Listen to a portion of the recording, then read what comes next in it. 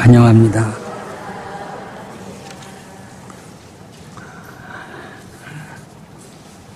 여러분 별지의 차량 안내 잘 보시고 또 옆 사람 잘 권하셔서 우리 교회 어떻게 오는지 잘 여러분 살펴주시기 바랍니다.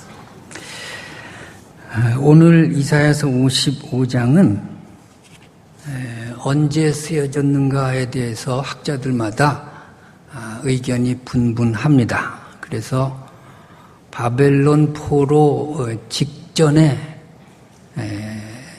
쓰여진 말씀이라는 그런 설과 바벨론 포로 이후에 쓰여졌다는 그런 설이 대립하고 있습니다. 바벨론 포로 이전에 쓰여졌다는 말은 이 성경을 이사야가 썼다, 그런 주장이고, 바벨론 포로 이후에 쓰여졌다는 것은 소위 제2 이사야서에서 이사야가 아닌 다른 사람이 이 부분은 썼다, 이렇게 주장을 하는 것입니다. 그러나 이사야가 아닌 다른 사람이 썼다는 말에 저는 동의하지 않습니다. 그러니까 이 지금 외치는 말씀은 거의 나라가 망해갈 무렵에, 북이스라엘은 아수르에 이미 망해버렸어요. 남유다 왕국이 이제 거의 망해갈 무렵, 바벨론에 의해서 거의 망조가 든 그런 무렵, 이사야 선지자는 외치는 것입니다. 무엇을 외치느냐 하면 여호와를 찾으라, 부르라, 이렇게 외치는 것입니다. 여호와를 찾고 부르는 행위가 뭐겠어요? 그것이 바로 기도 아니겠습니까? 기도하라고 외치는 것입니다. 그러니까 풍전등화의 시대가 뭐냐 하면 위기 상황이에요. 아주 안 좋을 때예요. 망조가 들 때예요. 불행이 닥쳤을 때예요. 너무너무 힘들 때예요. 앞에 희망이 보이지 않을 때예요. 그때 이사야 선지자는 외칩니다. 기도하라고, 하나님을 찾으라고 외치는 것입니다.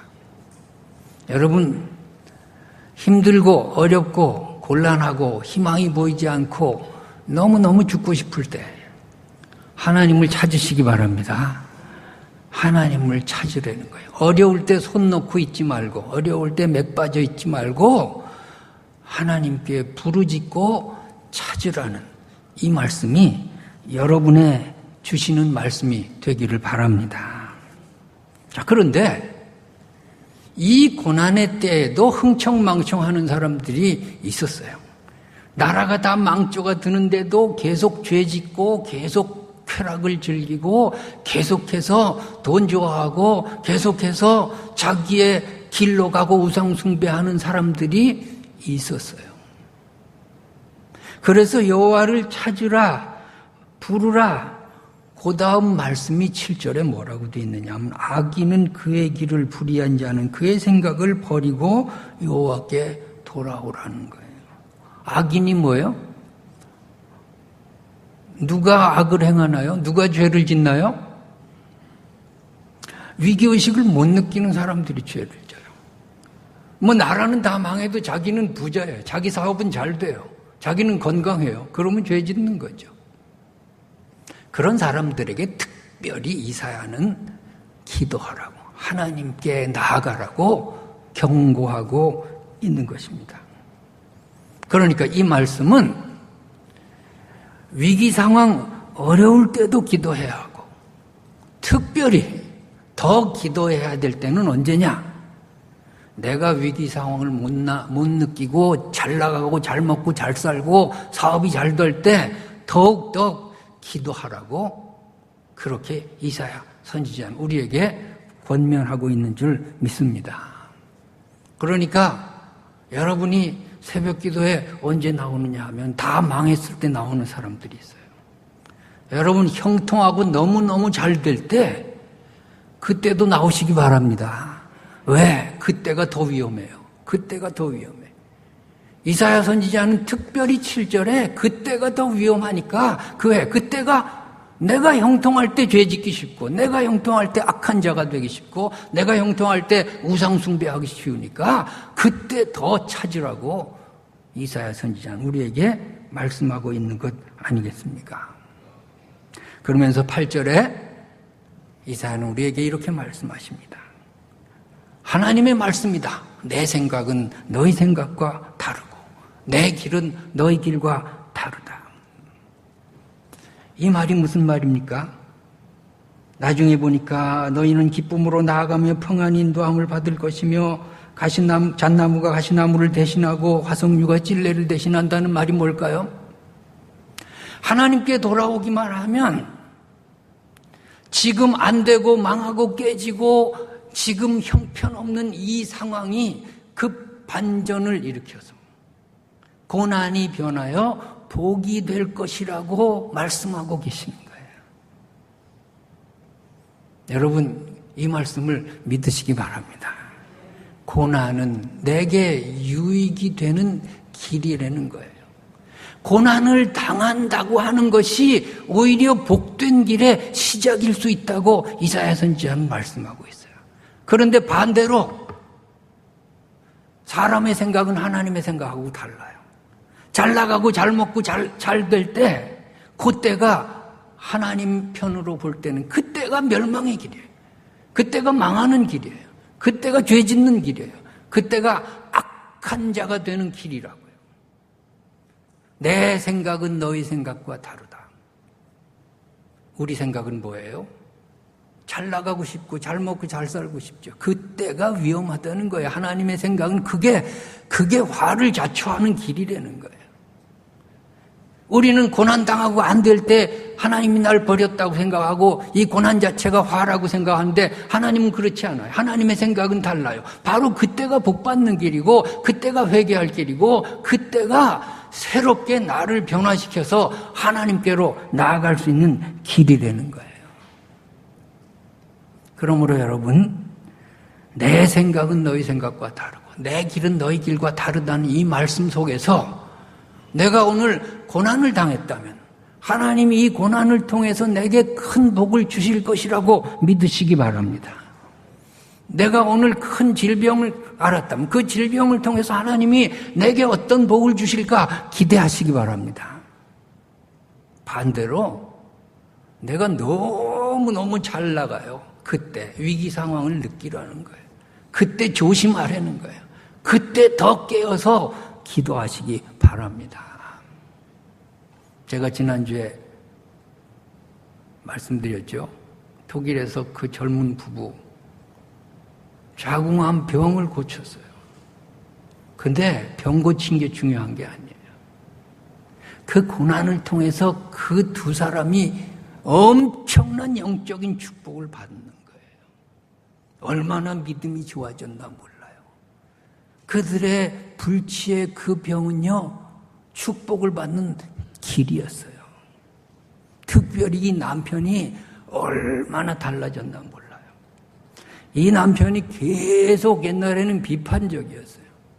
교회 예배 드리러 나와가지고서는 설교 말씀 들을 땐 맨 뒷자리에 가서 앉아요. 뒷자리에 가서 어떻게 듣느냐 하면 이러고 들어요. 이러고 팔짱 끼고. 근데 설교할 때 이 팔짱 낀 사람 보니까 이게 X표로 보여. 나 너 싫다 이거야. 기분 되게 나빠요. 이러고 말씀 듣지 마. 그리고 이 사람이 회의할 땐 어디로 나오면 맨 앞으로 나와서 말끝마다 이거 전공이 이거야, 전공이. 그러던 사람이 그 죽을 병 걸렸다가 나은 다음에 변했어요. 회의할 땐 맨 뒤로 가 찍소리도 안 해. 예배 드릴 땐 맨 앞으로 나와서 1시간 내내 우는 거예요.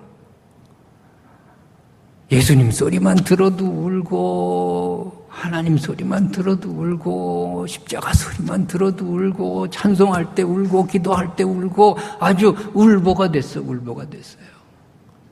얼마나 천사가 됐나 몰라요. 얼마나 천사가 됐나 몰라요. 내가 옛날에 광주제일교회 목회할 때 한국에 왔어요. 그래가지고 내가 앞에 서라고 이 사람이 애도 못 날 사람이 하나님의 축복을 받아서 암도 고치고 애가 둘이나 생겼다고 하니까 거기서도 펑펑 울어요 또. 거기서도 펑펑 울어요. 계속 울보로 살아요. 몇 년 전에 또 왔어요. 내 코리안 호텔에서 만났어요. 그랬더니 자기 그 사람이 성악가거든요. 근데 그 병 낫기 전에는 그 음대 이제 들어가려고 독일에 왔어. 서울음대 내 후배인데 시험 볼 때마다 떨어졌어요. 근데 내가 들어도 그 목소리 가지고 안 될 것 같아. 근데 독일은 만 27세 넘으면 음대 미대는 시험 볼 자격이 없어요. 그 일 이후에 마지막 시험 그거 떨어지면 이제 보따리 싸가지고 가야 되는데 전화가 왔어요. 목사님 마지막 시험입니다. 기도해 주세요. 내가 전화통에다 붙들고 그냥 합격해 줄 줄 믿습니다. 얼마나 기도했다고요. 그거 시험 봤어요. 어떻게 됐을까? 붙었어. 그 목소리 가지고 붙었어요. 얼마나 축복을 받았나 몰라. 영육이 복을 받는 거예요. 그 사건 없었으면 계속 교만했을 텐데. 그 음대 졸업하고서는 또 욕심을 내더라고요. 이제 쾰른이라는 도시에 유명한 오페라단이 있는데 거기 오디션 봐서 들어가겠대요. 근데 그건 좀 너무하더라고. 독일 애들도 다 떨어진대. 그거 어떻게 돼? 나보고 기도해달래. 기도해달라 그러는데 그때는 내가 믿습니다는 못하고 주님의 뜻대로 이루어지고. 그 오디션 봤는데 됐어. 그것도 됐어. 그래서 거기 그냥 노동비자로 바꿔서 눌러 살아. 지금도 눌러 사는데 한 3년 전에 나와가지고 내가 만났어요. 자기 목소리 너무 좋아졌대요. 그리고 자기 그림도 배워가지고 전시회도 했대요. 그리고 아들, 딸 다 건강하게 우량아로 컸대요. 자기 다 죽어가던 부인은 의학 공부해가지고 심장 전문의가 됐대요. 큰 병원에 취직했다고 자랑하더라고요. 그러면서 핸드폰으로 전화를 독일에 걸어가지고 자기 부인 말 바꿔주더라고요. 이 부인이 그냥 내 목소리 듣고 그냥 반가워서 그냥 까무러쳐요. 그냥 반가야 그냥. 그래서 목사님 나 의사 돼가지고 심장 전문의 됐어요. 내가 큰 병원에 취직했어요. 나 아주 이름이 점점 나고 있어요. 잡지에도 실렸어요. 내가 속으로 잘났어 내가 속으로. 나보고요 독일에 한번 들어오래요. 내 심장을 열어봐 주겠대. 나 절대로 안 간다 그랬어요. 여러분 얼마나 축복을 받았나 몰라요. 할렐루야. 여러분 그까지 병난 게 뭐 중요해요. 병 나도 또 병 드는데 중요한 거는 영원히 건강해져야죠. 영원히 은혜를 받아야죠. 하나님의 사람으로 변해야죠. 그 고난이 하나님의 사람으로 만들어버리고 영원한 축복을 받게 되었어요. 할렐루야. 내 생각은 너희 생각과 다르고 내 길은 너희 길과 다르다고 하나님은 우리에게 말씀하시는 줄로 믿습니다. 여러분 음악가 중에 핸델이라는 사람이 있어요.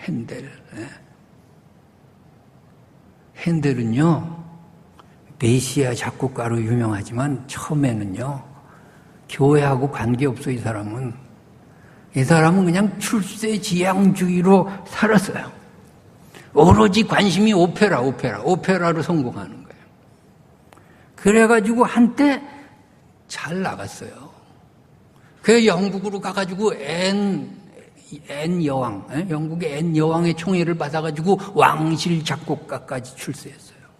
자, 그 길이 인간의 생각으로는 출세의 길이에요. 근데 하나님의 생각으로는 망하는 길이에요. 그대로 갔으면 핸델은 이름도 없어 지금. 그냥 망하는 거예요. 그 수많은 바로크 시대 음악가 중에 하나밖에 없어요. 그런데 그가 50이 넘어서 실패하기 시작해요. 건강을 해치기 시작해요. 수많은 적들이 생겼어요. 나이도 늙고 눈이 침침해졌어요. 가난해 돈이 없어요. 그때 56세가 되었을 때 말이에요. 그때 누가 메시아라는 대본을 갖다 줘가지고 좀 오라토리오 만들어 달라 그런 거예요. 56세면요, 이거는요, 할아버지 중에 할아버지야. 그때 독일 사람들 평균 연령이 몇 살인 줄 알아요? 22살이야, 22살. 평균 연령 22살에 그 시대에 56세 다 늙어서 인생 다 끝난 다음에 메시아를 대본을 받고 돈 받으려고 썼죠. 무슨 신앙이에요? 그런데 쓰다가 은혜 받은 거예요. 쓰다가 꼬꾸러진 거예요. 여러분, 여왕의 총애를 받고 왕실 작곡가가 되었을 때 그 길이 인간이 볼 때는 흥하는 길이지만 하나님의 눈으로 볼 땐 망하는 길이에요. 멸망의 길이라고요. 그런데 가난해지고 건강을 해치고 외로워지고 고독해질 때 그때가 바로 하나님이 볼 때는 그때가 구원의 길이고 그때가 영적으로 부흥하는 길이에요. 여러분, 내 생각과 하나님의 생각은 다른 줄로 믿습니다. 그래서 이 오라토리오 메시아를 쓰다가 그 가사에 은혜 받고 팍 꼬꾸라져가지고 눈물 흘리면서 회개했어요. 그 다음부터는 하나님 나 오페라 안 쓰겠습니다. 죽을 때까지 평생 오라토리오만 써서 평생 오라토리오. 그 중에 메시아가 오늘 우리에게 남아있는 거예요. 그가 쓴 46편의 오페라 하나도 누가 기억하지 않아요.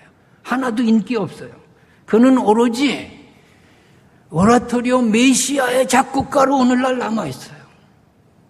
그것이 축복의 길이었어요. 가난하고 외롭고 병든 그때가 하나님이 역사하신 축복의 길이었다고요. 그가 66세가 됐을 때 마지막 작품을 예프타라는 작품을 써요. 성경 사사기에 입다라는 작품이죠. 그 마지막에 뭐라고 쓴 줄 아세요? 솔리 데오 글로리아. 그러고서 죽어요. 오직 하나님께 영광. 얼마나 멋있어요. 얼마나 괜찮아요. 얼마나 성공적인 인생을 살았어요. 여러분, 내가 가난하고 병들고 지금 앞길이 막힌다고 낙심하지 마시기 바랍니다. 내 생각과 하나님의 생각은 다른 것입니다. 내가 형통하고 잘 나간다고 교만하지 마시기 바랍니다. 그때가 망하는 길일 수도 있어요. 솔로몬처럼 망하는 길일 수도 있어요. 하나님의 생각은 우리 생각과 다른 거예요. 여러분, 판소리 제일 잘하는 사람이 누구였죠? 박동진 선생이었어요. 박동진 선생 이전에는요, 판소리 하는 사람이 이 돈도 못 벌었어요. 텔레비에 나오지도 않았어요. 박동진 선생부터 나온 거예요. 돈을 얼마나 벌었는데요. 그때가 망하는 길이에요. 그대로 갔으면 그냥 영원히 끝나는 거예요. 불신자로 남는 거예요. 이 사람 예수 안 믿었어요. 욕을 얼마나 잘했는데 막 쌍욕을 하면서 살았어요. 그런데 주태익 목사님이란 분이 예수전이라는 판소리 대본을 갖다가 이거 좀 판소리로 만들어 보라고. 그래가지고 춘향전, 심청전 막 그냥 그 가락을 붙여가지고서 판소리 예수전을 만들어가지고 교회에 돌면서 돈 받는 재미에 공연을 했어.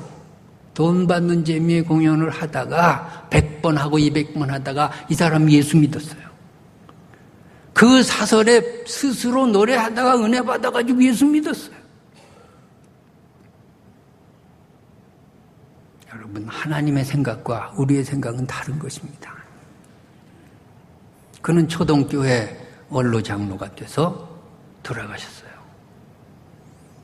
제가 만나서 직접 들은 얘기는 그 공주가 고향인데 그 공주에 자기가 장손이래요. 자기 밑에 100명이 있대요. 가가지고 장손이 예수 믿으니까 잔말 말고 다 예수 믿어라 그래서 모두 다 예수 믿었대요. 얼마나 축복이에요. 얼마나 축복이에요. 여러분, 하나님의 길과 내 길이 다름을 믿으시기 바랍니다. 우리가 잘 나간다고 절대로 교만하면 안 돼. 우리의 생각, 좁은 생각으로 다 망했다고 생각하면 안 되는 것입니다. 거기서 기도하려는 거예요. 하나님을 찾으려는 거예요. 그러면 길이 있다는 거예요. 여러분 믿으시기 바랍니다. 배너를 누가 썼죠? 뉴 웰레이스라고 하는 미국의 퇴역 장교가 썼어요. 그는 1880년에 이 소설을 썼는데 이 배너가 영화로 1907년에 처음 만들어졌을 때 15분짜리 무성 영화로 만들어졌어요. 그래서 세상에 빛을 보기 시작했어요. 1925년에는 143분짜리 무성 영화로 만들어져서 큰 인기를 누렸어요. 그러다가 1959년에 아카데미상 11개 부문을 석권하면서 최고의 영화가 되었어요. 이 웰레이스는 누구였느냐 하면은 일리노이 주지사의 아들로 태어났어요. 그는 남북전쟁에 참전한 해군 장교였어요. 혁혁한 공을 세웠어요. 그는 뉴멕시코 주지사 터키 대사를 지냈어요. 잘 나가죠, 잘 나가. 이것이 멸망의 길이라니까. 그는 점점 더 교만해지기 시작했어요. 그는 돈을 많이 벌었어요. 그는 문학적인 천재예요. 이것이 멸망으로 가는 길이라고요. 그는 점점 교만해져서 예수는 실존 인물도 아니고 내가 기독교를 박멸해야 되겠다. 이 거짓 종교에 대해서 내가 샅샅이 파헤치겠다. 그래가지고 소설을 쓰고자 한 것이 배너의 시작이에요. 그는 2년 동안 자료만 수집했는데 자료를 수집하고 성경을 읽고 이 기독교 신화를 내가 말살하겠다고 하다가 꼬꾸라졌어요. 여러분 잘 나가고 잘 먹고 유명해질 때 이 사람은 멸망의 길로 간 거예요. 그런데 하나님은 그를 가난하게 하셨어요. 하나님은 그의 무릎을 꿇게 하셨어요. 하나님은 그를 엎드러지시고 자기 스스로 환멸을 느끼게 만들었어요. 그것이 축복의 길이에요. 그래서 말씀 앞에 굴복하고 변화되었어요. 이 기독교를 박멸하려고 쓰던 소설이 변화되어서 벤허가 되었어요. 여러분, 하나님은 오늘도 살아 계십니다. 그렇습니다. 11절에 보니까 내 입에서 나가는 말이 헛되이 내게로 돌아오지 않고 뜻을 이루겠다고 약속하고 계십니다. 오늘 하나님의 여러분에게 향한 약속의 말씀이 그대로 여러분의 삶에 적용될 줄로 믿습니다. 하나님을 찾고 하나님께 부르짖고 하나님께 기도하는 사람의 결말은 12절에 있어요. 너희는 기쁨으로 나아가라. 기쁨과 평안을 선포하고 노래를 바라. 기쁨, 평안, 노래, 손뼉을 치는 일이 여러분에게 있을 줄로 믿습니다. 여러분의 앞길에 잣나무가 가시나무를 대신할 것입니다. 화석류가 찔레를 대신할 것입니다. 기도하겠습니다.